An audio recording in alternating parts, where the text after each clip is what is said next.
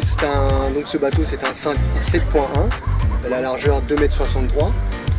Donc comme vous pouvez le voir sur les images, ce bateau est évidemment très novateur puisque c'est un bateau amphibie, mais équipé de 3 jambes, donc 3 roues, 2 roues à l'arrière, 1 roue à l'avant, en fait, qui permet de passer avec facilité de terre à mer et de mer à terre. D'accord.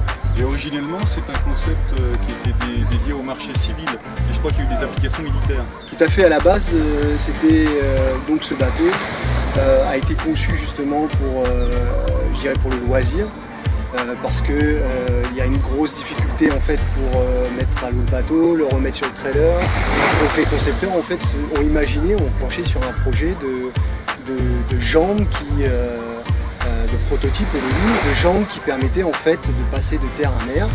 Et ce bateau intéresse essentiellement le public qui demeure à proximité des plages, bord de mer, etc. Donc, qui permet de la maison d'aller jusque sur mer, et tout ça évidemment sans difficulté et avec facilité. Et en pratique, donc ça se déroule comment? Il y a 3 roues qui sont montées sur des systèmes hydrauliques? C'est ça exactement. Donc en fait vous voyez à l'arrière du bateau les 2 moteurs outboard.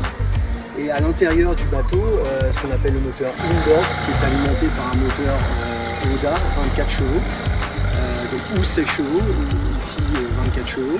Donc ce moteur alimente un système hydraulique qui lui donc alimente les 3 roues. Donc vous avez sur la console, vous avez un joystick qui c'est vraiment très simple, un enfant de 8 ans pourrait s'en servir. Vous avez un joystick qui vous permet d'aller en avant, en arrière. Un autre joystick, cette manette que vous voyez là, qui est la puissance des gaz et qui permet effectivement soit de mettre vos roues up ou down. Et voilà. Quand on est sur terre, les roues sont donc down, et quand on est sur mer, les roues sont up. Donc ce qui fait qu'on passe d'un véhicule terre à un bateau avec les mêmes capacités techniques que n'importe quel autre bateau semi-rigide. Sur terre, la vitesse à laquelle se déplace le SILEG, et qu'est-ce qu'on peut grimper en termes de pourcentage? Écoutez, donc par exemple, vous voyez que cette plage-là n'est pas très pentue, mais effectivement, on peut aller jusqu'à 30%. La vitesse approximative est 10 km/h, donc ce qui fait c'est un jogger à petite foulée, surtout moi.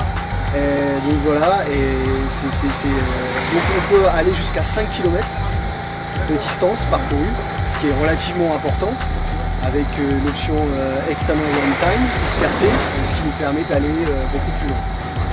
Donc tout à l'heure on l'a soulevé, vous disiez que c'était à la base conçu pour le grand public, mais effectivement Silex a commencé à toucher le marché de militaire, intervention, rescue, et effectivement comme vous pouvez le constater, c'est très intéressant pour des pompiers par exemple, avec un blessé, de pouvoir aller sur la terre rapidement et sans difficulté. Et je vois qu'il y a des phares devant, c'est-à-dire qu'on peut même s'en servir la nuit. Exactement, il n'y a pas de clignotant, mais il y a des phares. Et effectivement, donc c'est ce bateau-là. Encore une fois, on va revenir sur le principe du fait de pouvoir monter, c'est-à-dire que quand vous rentrez de nuit, vous allumez vos phares et vous remontez tout simplement jusqu'à votre villégiature et sans aucune. Quelle est la capacité d'embarquement maximum? Celui-là, 8. D'accord. Le poids de ce bateau, 1220 kg. Ah d'accord. Et tout en utilisant le système hydraulique. Tout en utilisant le système hydraulique. Voilà.